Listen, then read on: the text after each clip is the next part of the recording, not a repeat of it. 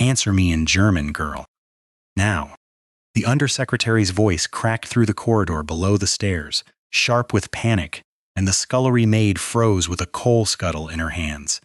Upstairs, 300 guests were toasting a treaty. Down here, in the dark hall outside the kitchens, a foreign diplomat had gotten lost, dropped a folder of papers, and was talking to himself in a language no servant at Faulkner House was supposed to understand. He looked up at her, just a maid, thin wrists, a gray dress 2 sizes too big. He didn't expect an answer. She gave him one anyway, flawless, fast, the soft, rounded vowels of a palace, not a farmhouse, the exact accent of the Elbenau throne room, the one Baron Detlev Roth upstairs would have known in his sleep, because he had grown old in that throne room, bowing to it every morning of his working life. The undersecretary's mouth fell open. He stared at her the way a man stares at a ghost that has just picked up his dropped papers and handed them back with a small, correct bow of the head, a bow no scullery maid on earth had ever been taught. From the shadow of the servants' passage, Mrs. Hesper Gaunt watched. She said nothing. She only smiled, slow and pleased, the smile of a woman who has just found something worth more than 4 years of stolen sixpences.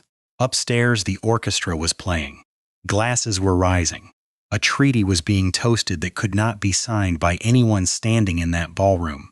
Nobody at that party knew it yet. In 1 hour, every single one of them would be on the floor.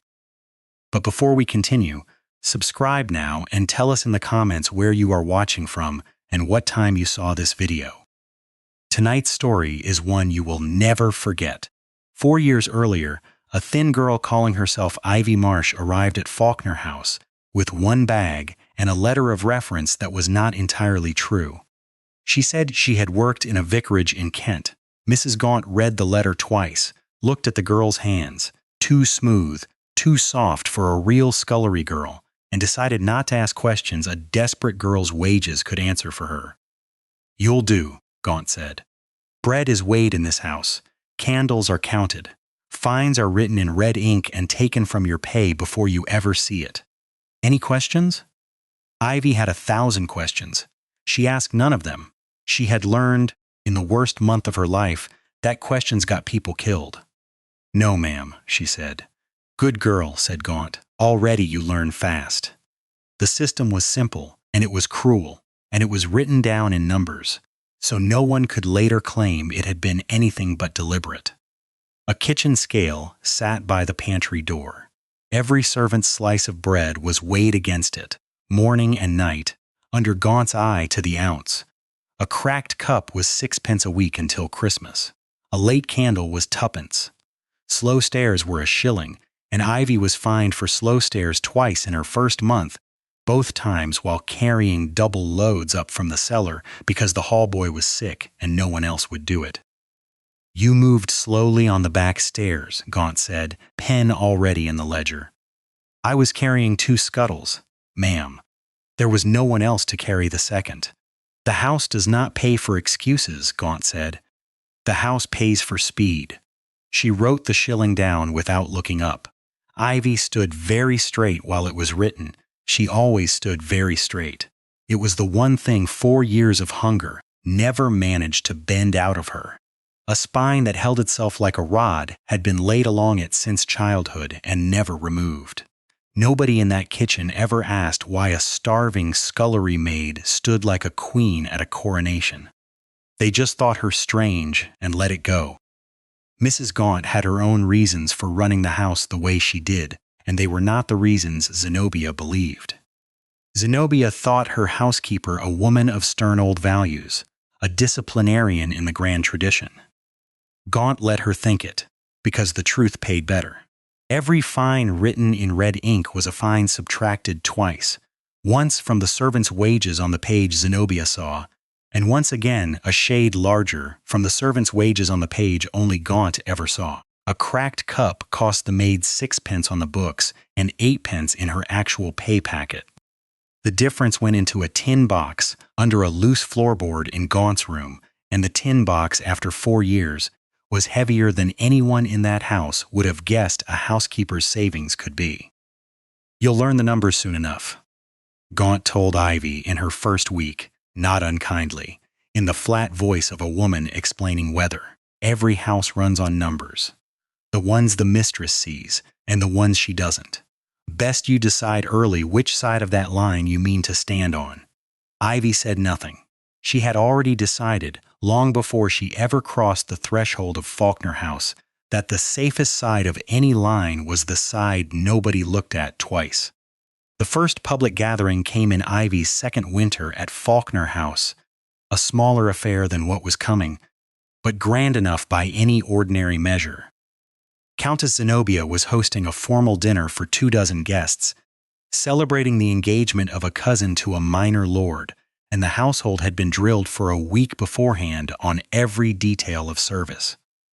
Ivy was pulled from the scullery to help carry dishes as far as the pantry door, never past it, because Zenobia did not let her lowest servants be seen by guests, not yet, not until she found a use for it.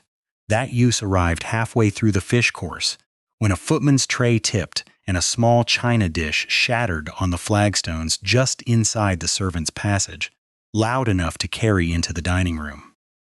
Zenobia, mortified in front of her guests, called for the culprit to be brought forward, and when it was discovered that Ivy had been standing nearest the tray, though she had not touched it, had done nothing but hand it across, Zenobia seized the moment for a joke. "Come here, girl," she said, loud enough for the table to hear through the open door, and Ivy was brought to stand just inside the dining room threshold, gray dress and raw hands in full view of 24 guests in silk and jewels for the very first time. "Stand straight, girl. Even our shame should have posture," Zenobia said, and the table laughed, delighted, the way people laugh at something that costs them nothing. "That is a Sevres dish, is it not, my dear?" one guest asked, amused. "It is." 6 pence a week from her wages until Christmas ought to cover the sentiment, if not the china, Zenobia said, and the laughter rose again, and Ivy stood with her chin level and her eyes fixed on a point on the far wall, the way she had learned to do in a palace long before she had ever learned to do it in a kitchen, and said nothing at all, because nothing she could say would be heard as anything but insolence. It was a small humiliation, as these things go.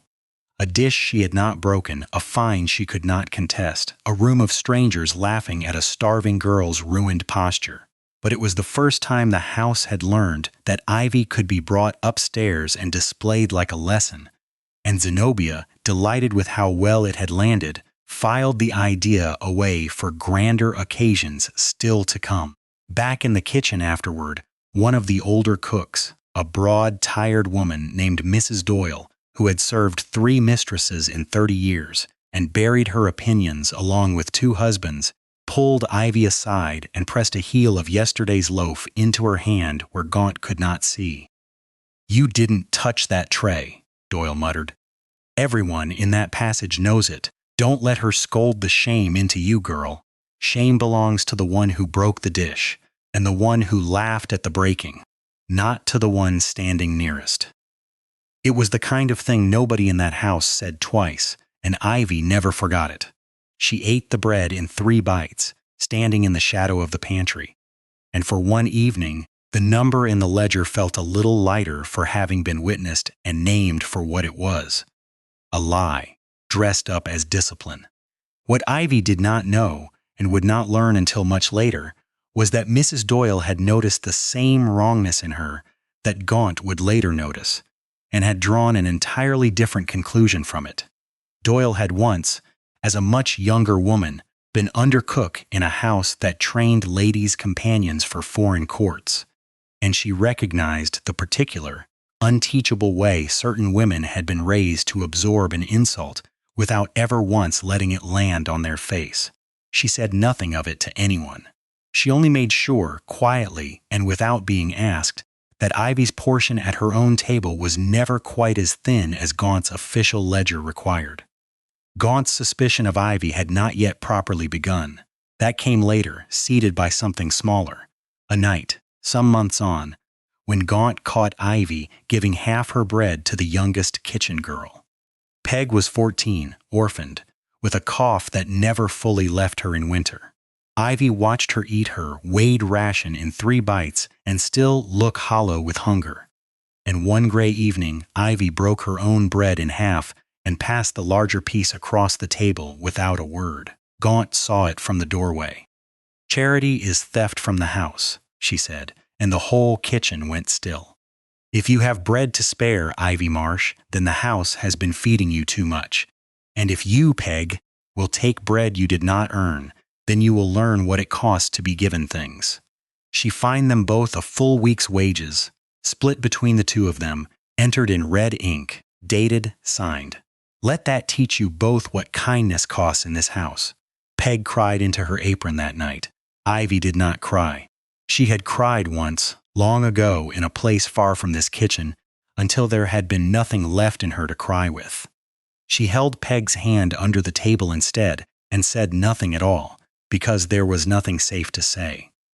The second public gathering, larger, grander, a full evening reception for 40 guests marking the opening of the London season, came the following spring, and it was here that cruelty escalated past a joke at a doorway into something the whole room was invited to watch on purpose. Zenobia had, by then, perfected her little entertainment. Between the second and third dances, she had Ivy brought up to the edge of the ballroom floor itself this time, not merely the doorway, and read from the ledger while 40 guests gathered close, drinks in hand, delighted by the novelty of it. "Item," Zenobia read, savoring the room's attention. "1 candle, burned past the appointed hour, 2d. Item, 1 apron, torn at the hem through carelessness, 4d.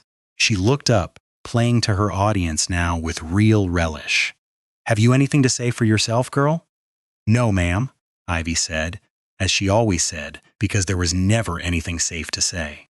A guest near the front, a young viscount half in his cups, laughed and called out, "Give her the apron back at least. Can't have her working starkers, can we?" And the room roared, and someone else called for the housekeeper to fetch the girl a smaller portion still as a joke, and it was laughed at and agreed to and written down. "You've quite the talent for this, Zenobia," one guest said, dabbing her eyes with mirth.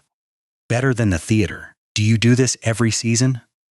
"Only for the ones who need reminding," Zenobia said, delighted, and swept a hand toward Ivy as though presenting a piece of art. "Look at her. 4 years in my house, and still she stands like she's waiting to be scolded. It's rather touching in its way." "Perhaps she likes it," the Viscount said, and laughed at his own joke, and nobody in that glittering room thought to ask why a girl being mocked in front of 40 strangers did not once let her eyes drop to the floor, why her chin stayed level through every laugh, as if lowering it had once cost her something no fine in any ledger could measure. It was that same evening, watching from the edge of the ballroom while the guests laughed, that Gaunt first noticed something in the way Ivy stood through it, not merely the enforced stillness of a scolded servant, but something underneath it, something rigid and trained, and entirely wrong for a scullery girl, a stillness Gaunt had seen before, only in the portraits of old families who had been taught since the cradle never to flinch in front of watching eyes. Gaunt filed it away the way she filed away every small thing that might one day be worth money. She searched Ivy's box that same week, while Ivy was elbow-deep in dishwater. She went through it slowly, methodically, the way she went through the household accounts, lifting each item out and setting it down in the exact order she meant to return it, so that no trace of her searching would ever show. A spare shift, mended twice at the collar, a comb with 3 teeth missing, a single faded ribbon, the kind any girl might own, worn soft from handling. She turned the box itself over, checked the seams, checked the lining, checked the false bottom that wasn't there. Nothing, no letters, no papers, no name that wasn't Ivy Marsh. It should have satisfied her. It did not. A girl with nothing to hide does not stand the way this one stood, does not fold her hands the way this one folded them, does not go so entirely, perfectly still, the way this one went still whenever a stranger's eyes rested on her too long. Gaunt had spent 30 years reading rooms for money hidden in plain sight, and every instinct she had, sharpened by 3 decades of skimming and watching and waiting, told her that Ivy Marsh was a woman with something worth far more than a tin box under a floorboard, even if Gaunt could not yet say what or where or how much. But Gaunt kept watching. She watched the way Ivy's back straightened, without thinking whenever a bell rang upstairs, as if some old instinct told her a room was about to be entered, and she must be ready to be seen. She watched the way Ivy's hands folded, unconsciously, into a shape that looked almost ceremonial when she stood still too long. She watched the way Ivy never once, in all that time, raised her voice, not even when fined for something she had not done, as if raising her voice had once been a mistake with a terrible price. "Secrets way, Ivy," Gaunt said one night, catching the girl alone by the scullery door. "I can lighten yours, for a price." Ivy's face did not move. "I have no secrets, Mrs. Gaunt, only debts. You keep them in your book." Gaunt smiled her slow smile. "We'll see." The ball for the Elbenau Treaty was announced that October, the grandest event Faulkner House had ever hosted, and Zenobia let no dinner party pass without mentioning it. 2 governments, a dozen titled families, the finest ballroom in London, freshly gilded for the occasion. The servants worked triple. Silver was polished until fingers bled. Floors were waxed until they shone like water. Menus were planned for 40 courses across 3 sittings, and through it all, the weighing of bread did not stop. The counting of candles did not stop. The red ledger did not stop growing. Entry after entry, each one a debt the viewer could feel piling higher with every page. 3 weeks before the ball, Ivy fainted in the scullery. She had been on her feet since 4 in the morning, had eaten 1 weighed slice of bread and a cup of thin broth in 18 hours, and she went down hard against the stone floor, taking a mixing bowl with her. It shattered into a dozen pieces. She woke to Gaunt's face above her, and Gaunt's first words were not, "Are you hurt?" "That bowl was 1 shilling and 6pence, Gaunt said. "It will go in the ledger." "I fell on it," Ivy said, her voice thin. "I did not throw it." "The house does not care how a bowl breaks," Gaunt said. "Only that it breaks." The ledger by that point ran to 11 pages of red ink, a cracked cup, a late candle, slow stairs, twice, a torn apron, 1 shilling and 6pence for a bowl a starving girl fell onto after 17 hours of unbroken work. Bread given to a hungry child, fined as theft, 4 years of small, careful cruelty, each one written down as if it were a virtue, and each one a debt that was, without anyone in that kitchen, knowing it yet, coming due. Here is what the viewer needs to understand, and what nobody in Faulkner House understood at all. Ivy was not hiding from a threat that still existed. She was hiding from a threat that had died 14 months before she ever fainted over that mixing bowl. Rewind further past the kitchens, past London, across the sea, to a small mountain country called Elbenau, and a night 5 years ago when armed men came through the palace gates and shot the king of Elbenau on the steps of his own throne room, while his 17-year-old daughter, Princess Marin, was smuggled out through a laundry passage in a servant's coat, her hair cut off with kitchen shears by a weeping nursemaid who loved her too much to let her die for a crown. She remembered the sound most of all, not the shot itself, which she never actually heard, shut behind 2 doors and a nursemaid's arms by the time it came. She remembered the sound of boots on marble, dozens of them, moving with the particular unhurried confidence of men who believe they have already won. She remembered her father's voice through the wall, calm, almost gentle, telling the captain of his own guard to get his daughter out through the laundry and not look back, in the same tone he used to tell her to finish her lessons before supper. She remembered the nursemaid's hands shaking so badly, the kitchen shears nicked her scalp, and the old woman weeping harder over that small cut than over anything else that whole night, as if a scraped inch of skin were the one wound she could still afford to grieve. She remembered crossing the first border in a hay cart, answering to the name Elsa. She remembered crossing the second in a nun's borrowed habit, answering to the name Constance. She remembered arriving in England, answering to no name at all for 11 days, until a placement agency for domestic servants, asking no questions of a girl with good references and better manners than her worn coat suggested, gave her the name Ivy Marsh, off a list of positions that needed filling quietly and quickly. She took it the way a drowning person takes a plank. She never once in 4 years let herself think of it as anything but borrowed. For a year, Marin ran.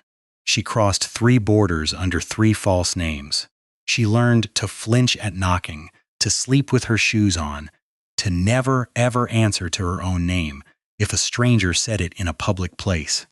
She learned that the coup's men were hunting royal blood across half of Europe, and that the safest place for a princess was the last place anyone would look for one.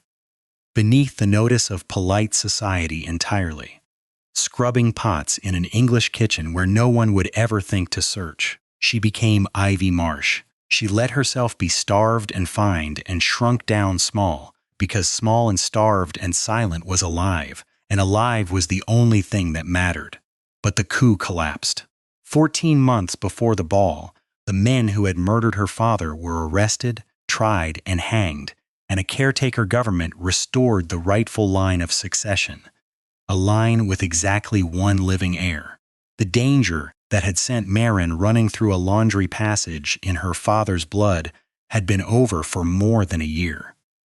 She had simply never let herself believe it, because believing it meant hoping, and hoping had already cost her everything once before. Elbenau had been searching for its lost princess since the day the coup fell. Baron Detlev Roth, the king's oldest and most loyal minister, had personally carried a small oval miniature portrait of Marin through 11 countries in 18 months, showing it in embassies and convents and refugee offices from Lisbon to Constantinople, asking the same question in a dozen languages. Have you seen this girl? 3 months before the ball, a note had reached Faulkner House.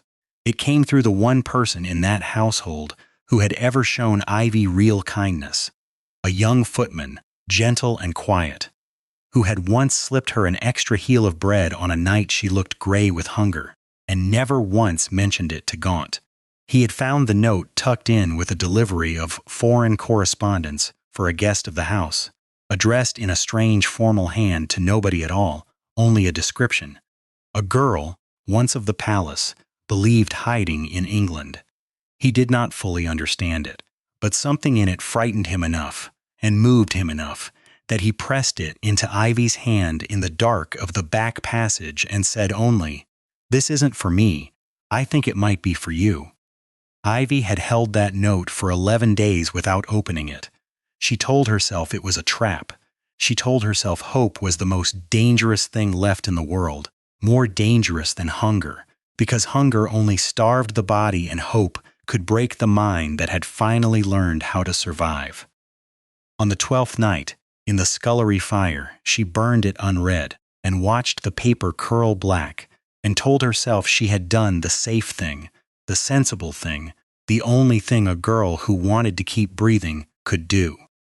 She did not know that the footman, without a word to anyone, had reached into the cold grate the next morning before the fires were laid and quietly lifted out the one corner of the note that had not fully burned, a scrap no larger than a coin, but enough to show a pressed wax seal, cracked but unmistakable. The seal of the House of Elbenau. He did not know what it meant either.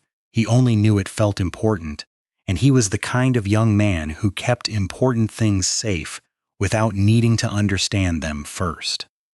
He wrapped it in a handkerchief and put it at the bottom of his own small trunk and said nothing to anyone, because in a house like Faulkner House, saying the wrong thing to the wrong person could cost a servant everything. The Countess's economies had also begun to cost her something too. Small things first, the kind of thing that lands soft and means nothing, until it means everything. At a dinner 2 weeks before the ball, a Belgian diplomat's wife, watching the pale, thin footman carry in the fifth course, murmured to her husband just loud enough to be overheard by two other tables. Her servants look like a famine ward. It's rather grim for a house so rich. Zenobia laughed it off in the moment, called it foreign sentimentality, but her cheeks had gone tight and pink, and she said nothing more about hunger and character at that particular dinner. The house steward, a careful man named Pruitt, who balanced the real household books against Gaunt's ledger every quarter, had also begun to notice a gap. Fines collected that never quite matched the amounts returned to household accounts. A difference of a few shillings here, a few there, always in Gaunt's favor, always explained away with a tired sigh about administration. Pruitt said nothing yet, but he had begun, quietly, to keep his own second set of notes. Men like Pruitt always do, once they start to smell something wrong. And below stairs, on the night of the ball itself, Peg, grown a little taller now, cough still lingering, watched Ivy dressed in her plainest gray for a night of triple work, and said, without thinking much of it, "You always stand so straight, Ivy. Even tonight. I don't know how you do it after all these years." Ivy only smiled, small and tired, and said, "Old habit," and neither of them knew how soon that old habit would be recognized by a room full of strangers as something else entirely. Small cracks, small costs, a comment at a dinner table, a steward's private suspicion, a scrap of burned wax seal hidden in a footman's trunk, a girl's own remark about a posture she could not explain. Every one of them a debt-collecting interest, and debts in this story always come due in public. Gaunt went to Zenobia 2 days before the ball with a proposal dressed up as loyalty. She had not yet decided what Ivy's secret was worth, only that it was worth something, and a woman who had spent 30 years skimming shillings from a red ledger was not about to let a fortune walk past her unclaimed. "There is something odd about the scullery girl, my lady," Gaunt said, choosing her words the way she chose everything, for maximum return. The way she carries herself, the way she speaks when she forgets to hide it. I think she is not what her letter says she is. Zenobia, elbow deep in seating charts for 200 guests and in no mood for a housekeeper's fancies, waved a hand without looking up. She is a scullery maid, Hesper. What she is not is my concern this week. Every runaway kitchen girl in London fancies herself better than her position. It's the one thing poverty never manages to starve out of them. Pride. Fine her for it, if it troubles you so. I only thought, my lady, that if there were something worth knowing, then you may go on thinking it after the ball. Zenobia said, sharper now, already turning back to her seating chart, already imagining the toasts, the diplomats, the season's greatest honor laid out on her own dining table. I have 2 governments arriving in 4 days, and no housekeeper's superstition is going to move a single fork out of place before then. Go and see to the candles. Gaunt went, and said nothing more of it, and decided privately that she would simply wait until after the ball to press the matter properly, when there was time and quiet enough to name a price. It was, in the end, the last mistake in a very long career of small mistakes, and it cost her everything she had ever skimmed to build. Now return to the night of the ball itself, to the corridor below the stairs, to the German words leaving Ivy's mouth before she could stop them. The undersecretary had gotten separated from his own delegation while searching for a retiring room, wandered down the wrong staircase entirely, and dropped his folder of ceremonial papers in his fluster. Muttering to himself in his own tongue, cursing his own clumsiness, the way any tired man does when he thinks no one nearby can understand him. He looked up to find a thin scullery maid handing his papers back to him, and answering his muttered curse with a soft, perfectly accented, "It is only paper, sir. Nothing is broken." He stared at her the way you stare at something impossible, because that accent did not belong to a scullery maid.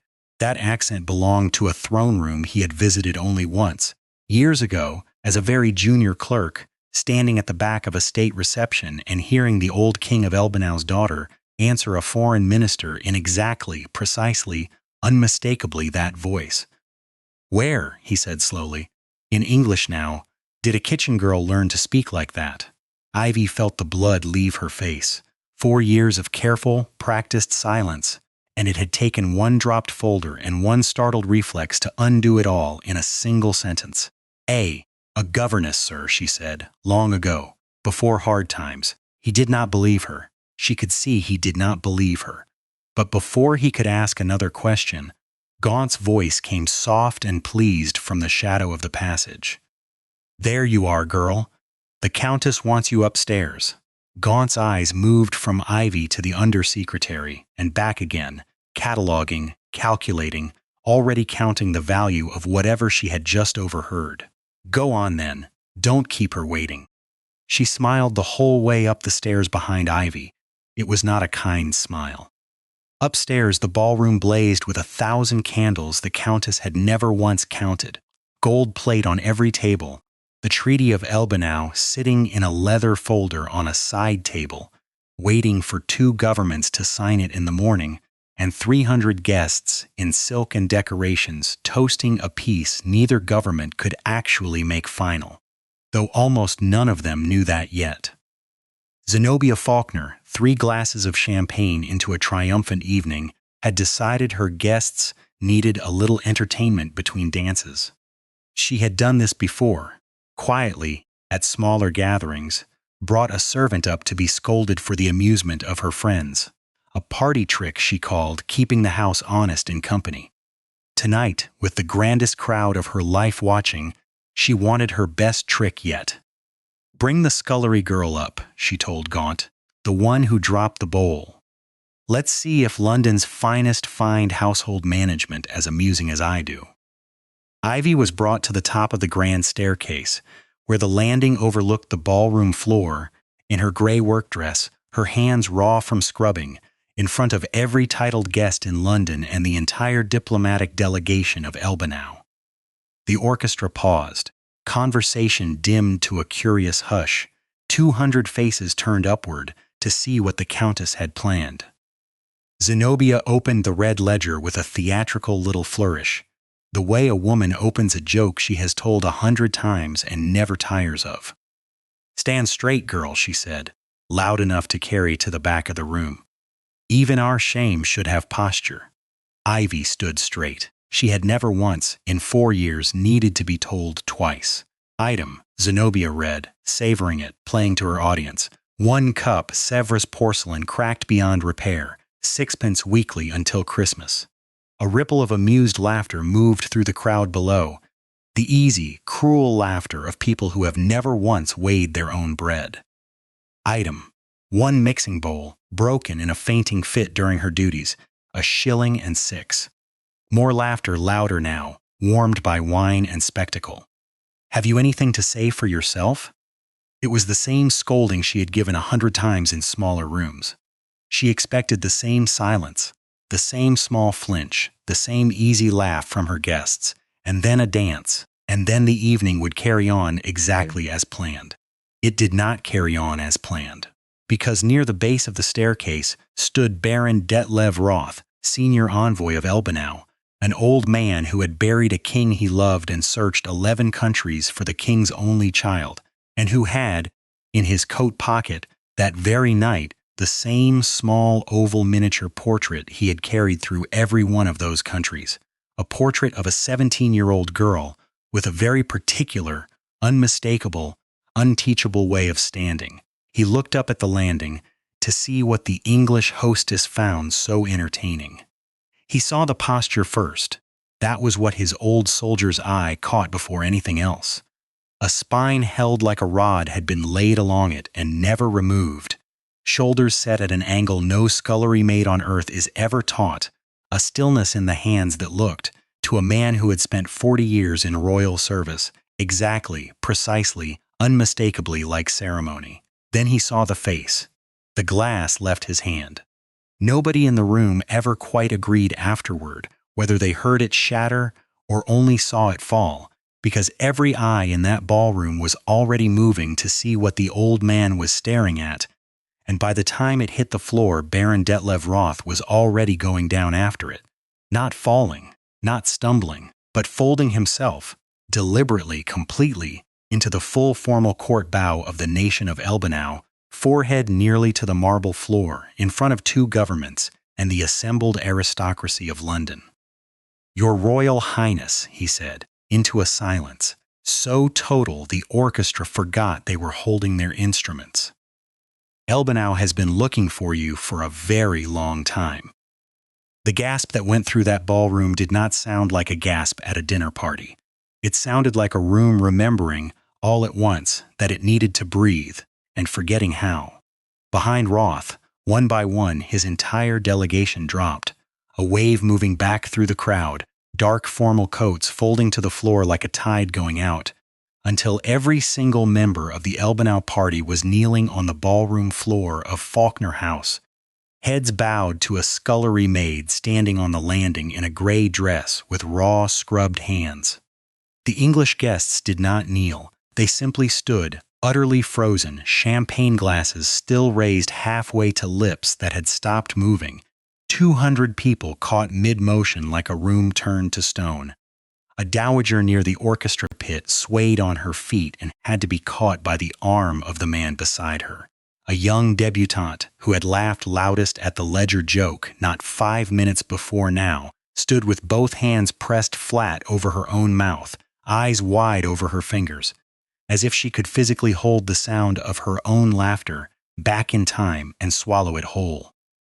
Somewhere near the terrace doors, a man whispered the word princess to his wife, and she whispered it back to him, and within seconds the word was moving through the crowd in a hiss too quiet to be a single voice and too loud, altogether, to be silence. Ivy, Marin, stood at the top of the stairs with the Ledger's cruel little joke still hanging unfinished in the air, and for one long moment she did not move either. 4 years of training herself not to be seen fought against something older and stronger, something that had been trained into her since the cradle, since long before the laundry passage and the kitchen shears and the weighed bread, and the older training won. Her spine, which had never once truly bent in 4 years, no matter how much they starved it, straightened the rest of the way into something the room had no choice but to recognize. She answered the Baron in the language of her own throne room, clear and unhurried, the words carrying to every corner of that frozen ballroom, even though most of the English guests could not understand a syllable of them. She did not need them to understand the words. She only needed them to hear the voice and to see at last exactly what that voice belonged to. "Rise, Baron Roth," she said. "You have carried my father's country a very long way to find me. You do not need to kneel on a borrowed floor to finish the journey." The Baron rose, tears openly on an old diplomat's face that had not cried in front of strangers in 30 years. He reached into his coat with a hand that shook and drew out the small oval miniature he had carried through 11 countries and held it up toward the landing for the whole ballroom to see. A painted portrait of a 17-year-old girl in a blue court gown, chin level, spine straight, the same unteachable posture that had just stood through a mockery of red ink and laughter without ever once breaking. "Highness," he said, in English now, for the whole room, "we have searched every country in Europe. We never thought to search a kitchen." "I made certain of that, Baron," Marin said, and for the first time that night something moved in her voice that was not quite steel. Something closer to 4 years of held breath finally let go. "It was the one place I was certain no one would think to look for a princess. I was right for longer than I ever wanted to be." "The note," Roth said, stepping nearer the base of the stairs, his voice dropping, though it still carried through the dead silent room. 3 months passed. Was it delivered? Marin's composure, unbroken through 4 years of fines and a public scolding not 10 minutes old, wavered for the very first time that night. "It was delivered," she said quietly. "I burned it unread. I did not let myself believe hope had finally found me. I am sorry for the months that cost us both." "You are found now," Roth said. "That is the only part that matters tonight." Somewhere below, a champagne glass finally slipped from a frozen hand and shattered against the marble, and the sound broke the spell just enough for the room to begin, all at once, to whisper. A hiss of 200 voices trying to say the same impossible sentence to each other at the same time. Princess. The scullery maid. The starved girl. A princess.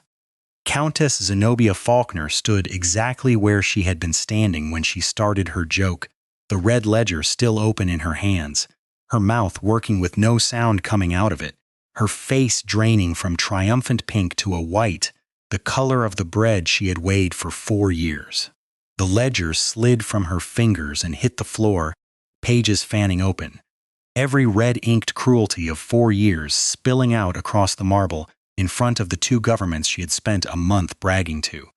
It cannot be, Zenobia finally managed, her voice thin and cracking in front of the whole frozen room.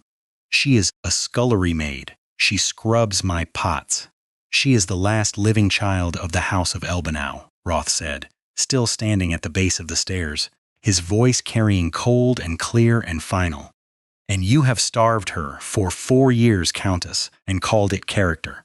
Somewhere in the crowd, the same Belgian diplomat's wife, who had once murmured about a famine ward, pressed a gloved hand to her mouth and murmured to her husband, barely audible, "I said it and I meant it, and I never dreamed how right I was." Somewhere else, the young Viscount, who had once joked about the girl's torn apron, went the color of chalk and set down his glass very quietly, as if the sound of it might somehow be traced back to him. The debutante, who had laughed loudest, lowered her hands from her mouth just long enough to whisper to the friend beside her, "I told her to give the apron back. I said it to her face," and her friend had no comfort to offer her at all. Zenobia turned in a slow, disbelieving circle, looking for a single face in that ballroom that might still be laughing with her, and found none. Every eye that had shared her joke an hour ago was now fixed on her with the particular cold curiosity of people watching a house of cards find out what gravity is. "Someone must have known," she said, to no one, to everyone, her voice climbing towards something close to panic. 4 years. Someone in this house must have known who she was. "No one knew, Countess," Baron Roth said. "That was rather the point of hiding. What every soul in this room has just learned all at once together is not who she was hiding from. It is who was made to suffer for the hiding." Mrs. Gaunt at the base of the stairs had gone the color of old wax. Whatever price she had been planning to charge for Ivy's secret had just been announced to the entire diplomatic community of 2 nations. Free of charge, in front of every witness London society had to offer. Downstairs, near the servant's door, the young footman who had saved a scrap of burned wax seal without ever understanding why stood very still, and for the first time in 4 years, allowed himself something close to a smile. The Treaty of Elbenau, the one that could not in fact be lawfully signed by any caretaker minister in that room, because Elbenau's restored constitution required the signature of the reigning royal house, and the reigning royal house had 1 living member, and she had just been discovered wearing a scullery apron on a London staircase, was quietly, urgently, and very correctly moved out of Countess Zenobia Faulkner's house entirely. Word reached her within the hour, delivered by Baron Roth himself, with icy, perfect diplomatic courtesy. The signing ceremony, the season's greatest social honor, the thing Zenobia had bragged about at every dinner party for a month, would no longer take place at Faulkner House. For reasons of dignity, he said, and did not need to explain further, because everyone in earshot understood exactly which dignity he meant, and whose. The comptroller of the Faulkner household, the careful man named Pruitt, who had already begun keeping his own quiet second set of notes, was asked, in the days that followed, to produce the full household accounts for review, at the request of the Elbenau delegation, and, more quietly and more permanently, at the insistence of Princess Marin herself. The red ledger was confiscated as evidence of 4 years of documented cruelty, 11 pages of fines against a girl who had turned out to be the missing heir of a foreign throne, and every single entry was traced, totaled, and repaid. Not once, but threefold, drawn directly from Countess Zenobia Faulkner's own personal accounts, under terms that made it very clear refusal was not an option a hostess in her position could afford. And in the grandest, cruelest, most exact piece of justice of the whole affair, Pruitt was instructed to do to Zenobia precisely what Zenobia had done to Ivy on that staircase. Brought before a smaller but no less attentive gathering of the remaining guests, still lingering in the wreckage of the ball, the Countess's own household accounts read aloud to her, item by item, in her own drawing room, in front of the very friends who had laughed with her an hour before. Item, Pruitt read, in a flat, correct, unhurried voice that carried further than shouting ever could. £200 spent on gilding for a ballroom ceiling no guest would ever look at twice. Item, 4 years of fines levied against household staff, totaling £11, 6 shillings, extracted from wages already thin as broth. Item, 1 scullery maid, starved to the bone, who turned out to be worth more than every gilded inch of this house combined. Have you anything to say for yourself, Countess? Zenobia Faulkner had nothing to say for herself at all. The friends who had laughed at Ivy on the staircase did not laugh now. They looked at their hostess the way you look at someone you have just realized you never really knew, and one by one, quietly, without excusing themselves properly, they began to leave. Mrs. Hesper Gaunt was dismissed before morning. Not merely dismissed. The household registry that every great house in London consulted before hiring staff was quietly, permanently updated with her name and the reason attached to it, so that no respectable house in the city would ever again employ a housekeeper known to have skimmed fines from starving servants and tried to sell a princess's secret for a price. She left Faulkner House with one bag, much as Ivy once had, except no one handed her a letter of reference that wasn't entirely true, because no one was inclined to lie for her at all. The tin box under the loose floorboard in her room was found by Pruitt during the accounting review. Its contents added, without argument, to the sum repaid to the household's former servants. The story of that ballroom did not stay inside Faulkner House. By the next afternoon, it was the only thing London society could speak of at all. In drawing rooms, in gentlemen's clubs, in letters crossing the Channel to Paris and Vienna within the week. Invitations to Countess Zenobia Faulkner's remaining season events were quietly declined, one after another, by hostesses who had laughed at her ledger joke just days before and now could not be seen anywhere near her name. The famine ward comment that had once embarrassed her at a dinner party became, within a fortnight, the single most repeated sentence in London, quoted back at her by people who had not even been present to hear it the first time. She had spent a month bragging that hosting the Elbanau Treaty was the greatest honor of her social life.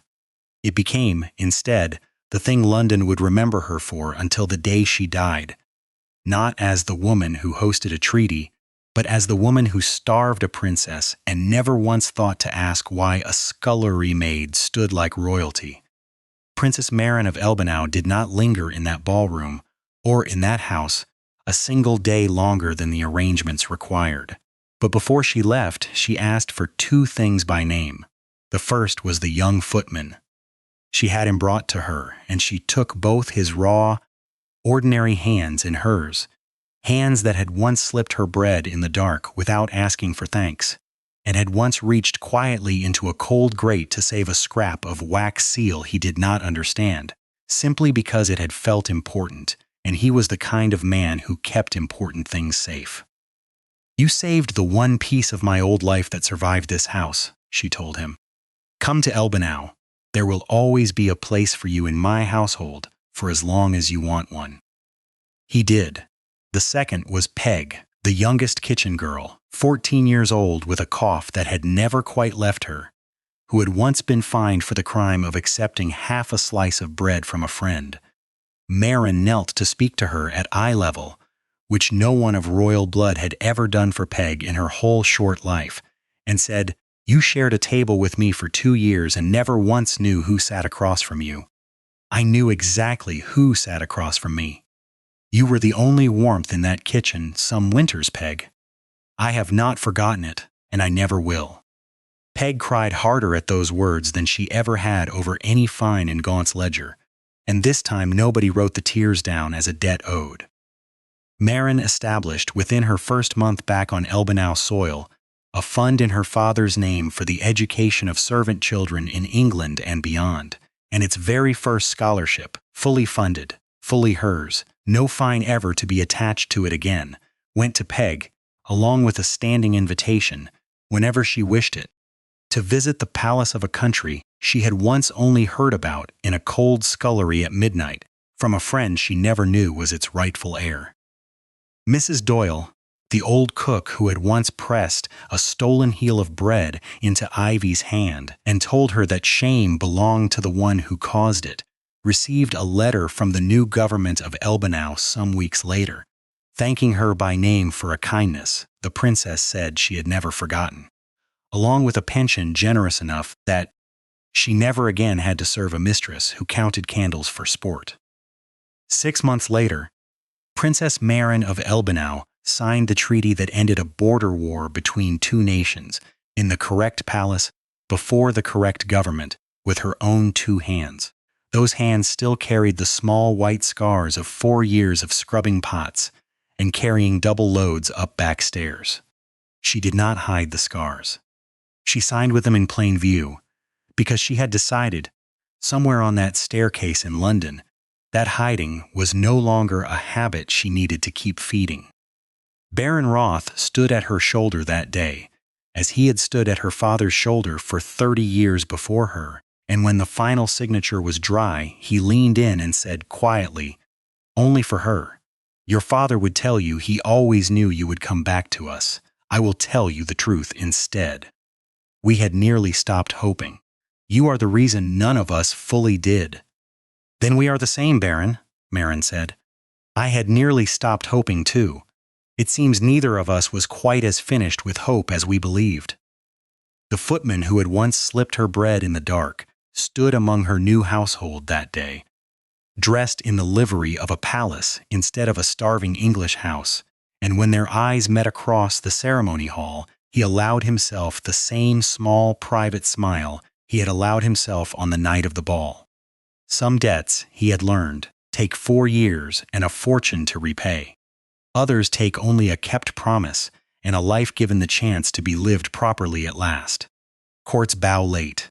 Kitchens knew her worth first, the footman who saved a scrap of wax seal, the frightened girl who shared her bread. They saw her plainly for 4 hard years before a single lord or lady in that ballroom ever looked twice. Rank can be taken from you, hidden from you, starved out of every outward comfort you ever had. Bearing cannot. It waits under the surface, and it answers for itself the moment the room finally goes quiet enough to hear it. So we leave it to you, and we mean it honestly. Was Marin's long silence wisdom, a survivor's careful patience, or was it a wound that had simply never been given permission to heal? The danger that sent her running was gone for over a year before that ballroom ever found her out. She stayed hidden anyway. Was that good sense? Or was it fear that had simply forgotten how to stop? And here is the harder question, the one worth answering honestly in the comments below. If it had been you in that kitchen, weighed bread and red ink and all, how long would you have hidden before you let yourself be found? This is Dukes and Duchesses, where every story is told the way it deserves to be told.